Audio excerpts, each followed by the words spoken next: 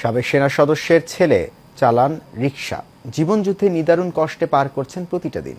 বারবার সংশ্লিষ্ট দপ্তরে ঘুরেও পাননি বাবার পেনশন সহ অন্যান্য সুযোগ সুবিধা। বিষয়টি নিয়ে হতাশ এলাকাবাসীও। শাহরিয়ার মাসুমের তথ্যছবিতে মাজহারুল আমিন শুভর রিপোর্ট।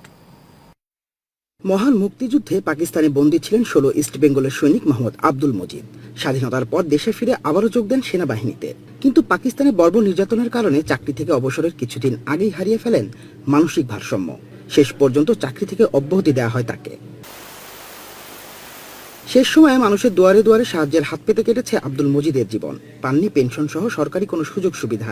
হতদরিদ্র আব্দুল মজিদের ছেলে দিন কাটে এখন রিকশা চালিয়ে। বারবার সংশ্লিষ্ট দপ্তরে ঘুরেও পাননি কোনো সহযোগিতা। আমি সেনাবাহিনী একজন থাকার পরে উনি ভিক্ষা করছে। আমার খুব লজ্জার বিষয়। আমি খুব দরিদ্র মানুষ, আমার নাই কিচ্ছু সহায় রব্বার।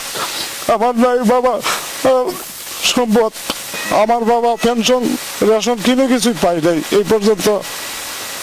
এই চাকরিতে আমার পরে থেকে কিনে কিছু আমি পাই নাই। বিষয়টি নিয়ে ক্ষুব্ধ এলাকাবাসীও। পশ্চিম পাকিস্তানের লায়েলপুরে বন্দি শিবিরে আটক হয়েছে ২.৫ বছর। যে না ওটার পরে বাজারও সাক্ষর বাজারও এর গাছে পয়সা চায়, এর গাছে পয়সা চায়। এবার এই সানাচুর খায়, মুড়ি খায়, এইবার তার দিনকাল চালাইছে। আমার ভাই এতদিন চাকরি করলো, করার পর এটা কোনো বার খবর নিল না, আর এটা কোনো কিছু পাইলও না। পেনশন ভাতা পায় নাই দেখে ওনা দেখলাম বাজারে হাত পাইতে চলছে। যদি কিছু পায় সরকার থেকে আমরা এতে খুশি। আরো অসহায় এই পরিবারের পাশে দাঁড়াবে সরকার, এমনটাই দাবি স্থানীয়দের। মাজহারুল আমিন শুভ, এশিয়ান টেলিভিশন।